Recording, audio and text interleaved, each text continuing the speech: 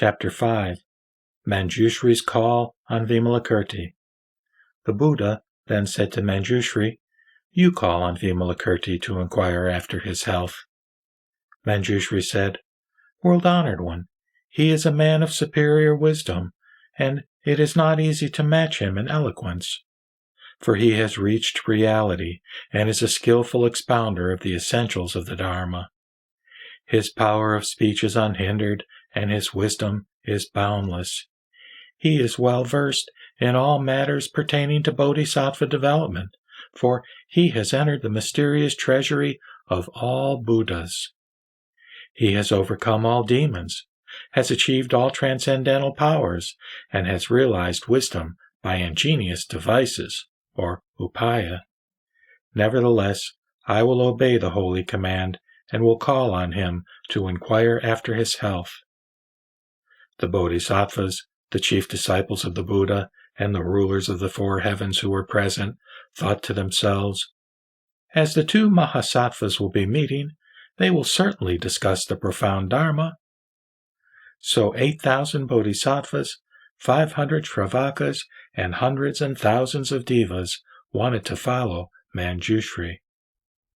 So Manjusri, reverently surrounded by the bodhisattvas, the Buddha's chief disciples, and the devas, made for Vaisali town. Vimalakirti, who knew in advance that Manjusri and his followers would come, used his transcendental powers to empty his house of all attendants and furniture, except a sick-bed. When entering the house, Manjusri saw only Vimalakirti lying on a sick-bed, and was greeted by the Upasaka, who said, "Welcome, Manjusri.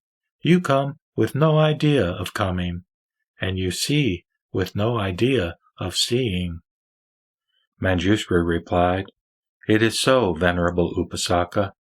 Coming should not be further tied to the idea of coming, and going should not be further linked with the concept of going. Why? Because there is neither whence to come nor whither to go, and that which is visible cannot further be an object of seeing. Now, let us put all this aside.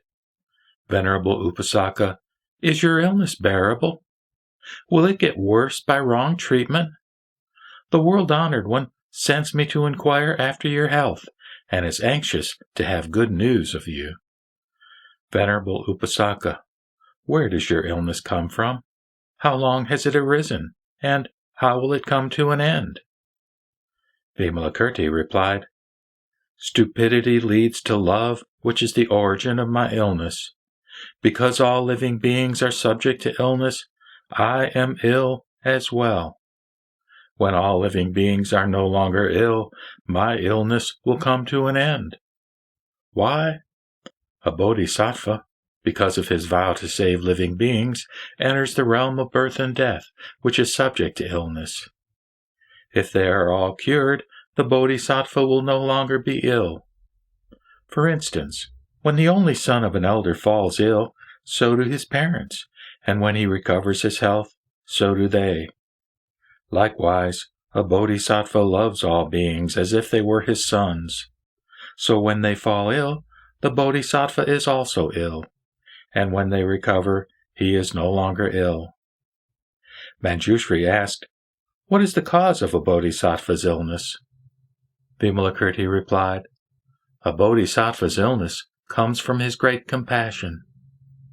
Manjusri asked, "Why is the Venerable Upasaka's house empty and without servants?" Vimalakirti replied, "All Buddha lands are also void." Manjusri asked, "Of what is the Buddha land void?" Vimalakirti replied, "It is void of voidness." Manjusri asked, "Why should voidness be void?" Vimalakirti replied, "Voidness is void in the absence of discrimination." Manjusri asked, "Can voidness be subject to discrimination?" Vimalakirti replied, "All discrimination is also void." Manjusri asked, "Where can voidness be sought?" Vimalakirti replied, "It should be sought in the 62 false views? Manjusri asked, where should the 62 false views be sought? Vimalakirti replied, they should be sought in the liberation of all Buddhas. Manjusri asked, where should the liberation of all Buddhas be sought? Vimalakirti replied, it should be sought in the minds of all living beings. He continued, the virtuous one has also asked why I have no servants. Well, all demons and heretics are my servants. Why? Because demons like the state of birth and death, which the Bodhisattva does not reject, whereas heretics delight in false views, in the midst of which the Bodhisattva remains unmoved. Manjusri asked, what form does the Venerable Upasaka's illness take? Vimalakirti replied, my illness is formless and invisible. Manjusri asked, is it an illness of the body or of the mind? Vimalakirti replied, it is not an illness of the body, for it is beyond body, and it is not that of the mind, for the mind is like an illusion. Manjusri asked, of the 4 elements, earth, water, fire, and air, which one is ill? Vimalakirti replied, it is not an illness of the element of earth, but it is not beyond it. It is the same with the other elements of water, fire, and air. Since the illness of all living beings originate from the 4 elements which cause them to suffer, I am ill too. Manjusri then asked, what should a bodhisattva say when comforting another bodhisattva who falls ill? Vimalakirti replied, he should speak of the impermanence of the body, but never of the abhorrence and relinquishment of the body. He should speak of the suffering body, but never of the joy in nirvana. He should speak of egolessness in the body, while teaching and guiding all living beings in spite of the fact that they are fundamentally non-existent in the absolute state. He should speak of the voidness of the body, but should never cling to the ultimate nirvana. He should speak of repentance of past sins, but should avoid slipping into the past. Because of his own illness, he should take pity on all those who are sick. Knowing that he has suffered during countless past eons, he should think of the welfare of all living beings. He should think of his past practice of good virtues to uphold his determination for right livelihood. Instead of worrying about troubles or klesha, he should give rise to zeal and devotion in his practice of the Dharma. He should act like a king physician to cure others' illnesses. Thus, a bodhisattva should comfort another sick bodhisattva to make him happy. Manjusri asked, how does a sick bodhisattva control his mind? Vimalakirti replied, a sick bodhisattva should think thus. My illness comes from inverted thoughts and troubles or klesha during my previous lives, but it has no real nature of its own. Therefore, who is suffering from it? Why is it so? Because when the 4 elements unite to form a body, the former are ownerless, and the latter is egoless. Moreover, my illness comes from my clinging to an ego. Hence, I should wipe out this clinging. Now that he knows the source of his illness, he should forsake the concept of an ego and a living being. He should think of things or dharma thus. A body is created by the union of all sorts of dharmas or elements, which alone rise and fall, without knowing one another and without announcing their rise and fall. In order to wipe out the concept of things or dharmas, a sick bodhisattva should think thus. This notion of dharma is also an inversion which is my greatest calamity, so I should keep from it. What is to be kept from? From both subject and object. What does the keeping from subject and object mean? It means keeping from dualities. What does this keeping from dualities mean? It means not thinking of inner and outer dharmas, that is, contraries, by the practice of impartiality. What is impartiality? It means equality of all contraries, such as ego and nirvana. Why is it so? Because both ego and nirvana are void. Why are both void? Because they exist only by names which have no independent nature of their own.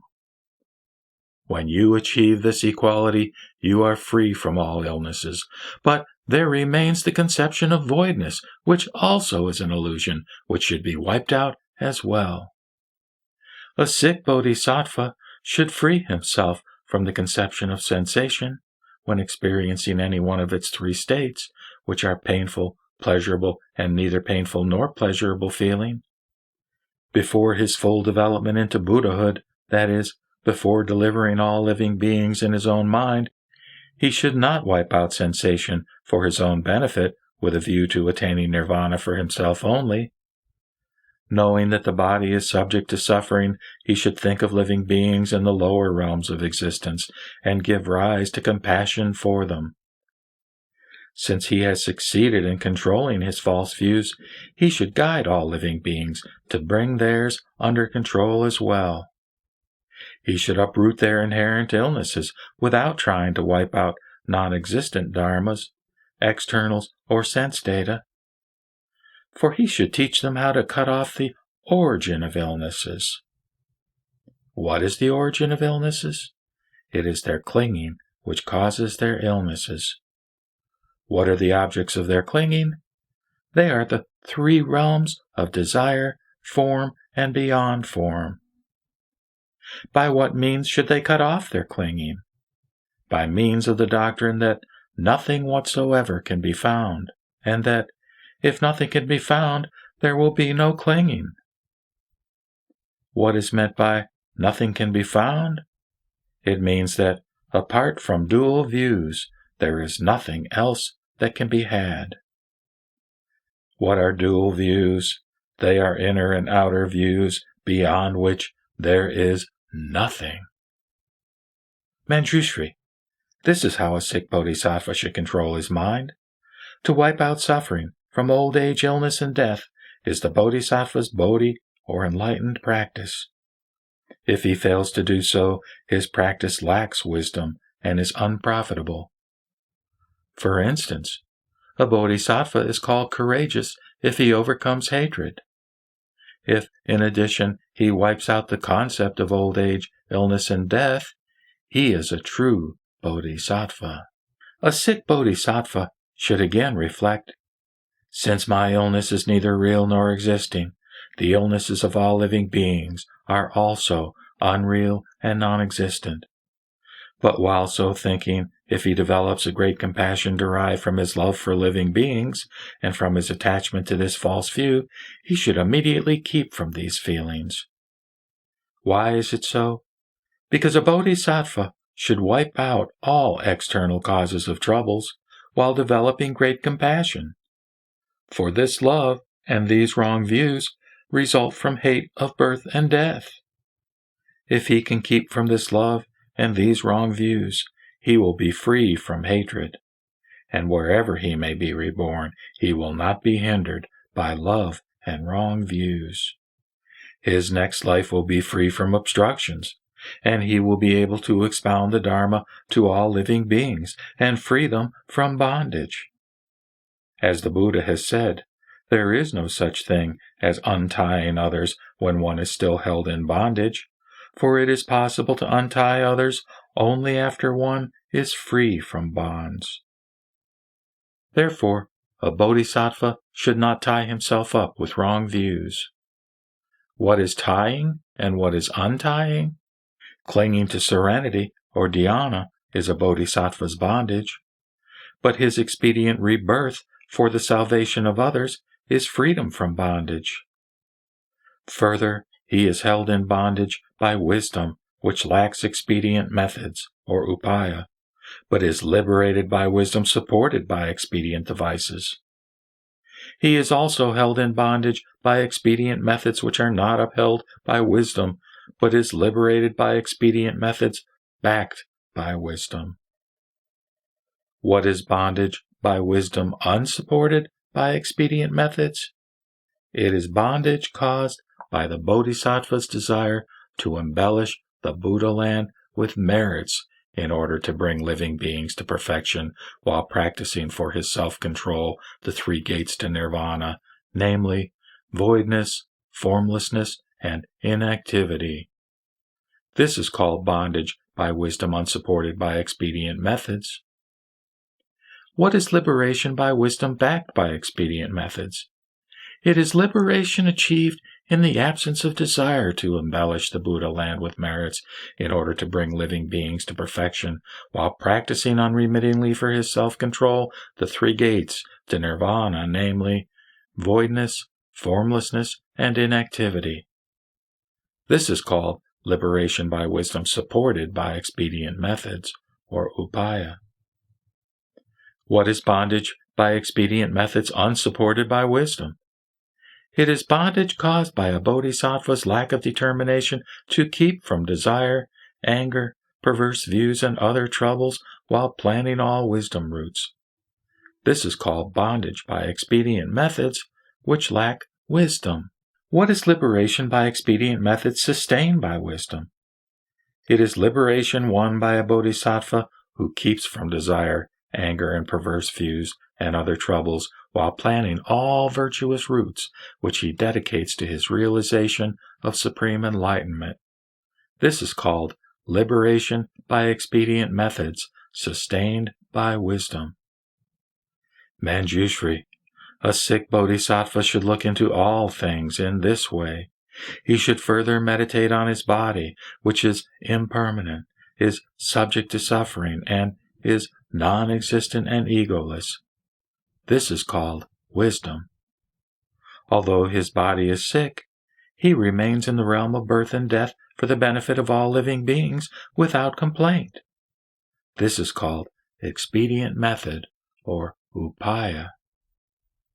He should further meditate on the body which is inseparable from illness and on illness which is inherent in the body, because sickness and the body are neither new nor old. This is called wisdom. The body, though ill, is not to be annihilated. This is the expedient method for remaining in the world to work for salvation. Manjusri, a sick bodhisattva should thus control his mind while dwelling in neither the state of controlled mind nor its opposite, that of uncontrolled mind. For if he dwells in the state of uncontrolled mind, this is stupidity. And if he dwells in that of controlled mind, this is the Shravaka stage. Hence, a bodhisattva should not dwell in either, and so keep from both. This is the practice of the bodhisattva stage. When staying in the realm of birth and death, he keeps from its impurity, and when dwelling in nirvana, he keeps from its condition of extinction of reincarnation and escape from suffering. This is the practice of the bodhisattva stage. That which is neither worldly nor saintly is bodhisattva development into Buddhahood. That which is neither impure nor pure is bodhisattva practice. Although he is beyond the demonic state, he appears in the world to overcome demons. This is bodhisattva conduct. In his quest of all knowledge, he does not seek it at an inappropriate moment. This is bodhisattva conduct. Although he looks into the uncreate, he does not achieve Buddhahood. This is bodhisattva conduct. Although he looks into Nidana, or the 12 links in the chain of existence, he enters all states of perverse views to save living beings. This is bodhisattva conduct. Although he helps all living beings, he does not give rise to clinging. This is bodhisattva conduct. Although he keeps from the phenomenal, he does not lean on the voidness of body and mind. This is bodhisattva conduct. Although he passes through the 3 worlds of desire, form, and beyond form, he does not injure the dharmata. This is the bodhisattva conduct. Although he realizes the voidness of things, he sows the seeds of all merits. This is the Bodhisattva conduct. Although he dwells in formlessness, he continues delivering living beings. This is Bodhisattva conduct. Although he refrains from creative activities, he appears in his physical body. This is Bodhisattva conduct. Although he keeps all thoughts from arising, he performs all good deeds. This is Bodhisattva conduct. Although he practices the 6 perfections, or paramitas, he knows all the mental states of living beings. This is Bodhisattva conduct. Although he possesses the 6 supernatural powers, he refrains from putting an end to all worldly streams. This is Bodhisattva conduct. Although he practices the 4 infinite states of mind, he does not wish to be reborn in the Brahma heavens. This is Bodhisattva conduct. Although he practices meditation, serenity, liberation, and samadhi, he does not avail himself of these to be reborn in dhyana heavens. This is Bodhisattva conduct. Although he practices the 4-fold state of mindfulness, he does not keep forever from the karma of body and mind. This is Bodhisattva conduct. Although he practices the 4 right efforts, he persists in physical and mental zeal and devotion. This is Bodhisattva conduct. Although he practices the 4 Hinayana steps to supernatural powers, he will continue doing so until he achieves all Mahayana supernatural powers. This is Bodhisattva conduct. Although he practices the 5 spiritual faculties of the Shravaka stage, he discerns the sharp and dull potentialities of living beings. This is Bodhisattva conduct. Although he practices the 5 powers of the Shravaka stage, he strives to achieve the 10 powers of the Buddha. This is Bodhisattva conduct. Although he practices the 7 Hinayana degrees of enlightenment, he discerns the Buddha's all-wisdom. This is Bodhisattva conduct. Although he practices the 8-fold noble truth of Hinayana, he delights in treading the Buddha's boundless path. This is Bodhisattva conduct. Although he practices samatha vipassana, which contributes to the realization of bodhi, or enlightenment, he keeps from slipping into nirvana. This is Bodhisattva conduct. Although he practices the doctrine of not creating and not annihilating things, or dharma, he still embellishes his body with the excellent physical marks of the Buddha. This is Bodhisattva conduct. Although he appears as a Shravaka or Pratyeka Buddha, he does not stray from the Buddha Dharma. This is Bodhisattva conduct. Although he has realized ultimate purity, he appears in bodily form to do his work of salvation. This is a Bodhisattva conduct. Although he sees into all Buddha lands, which are permanently still like space, he causes them to appear in their purity and cleanness.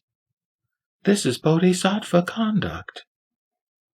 Although he has reached the Buddha stage, which enables him to turn the wheel of the law, that is, to preach the Dharma, and to enter the state of nirvana, he does not forsake the Bodhisattva path. This is Bodhisattva conduct. While Vimalakirti was expounding the Dharma, all the 8,000 sons of Devas who had come with Manjusri developed the profound mind set on the quest of supreme enlightenment, or Anuttara Samyak Sambodhi.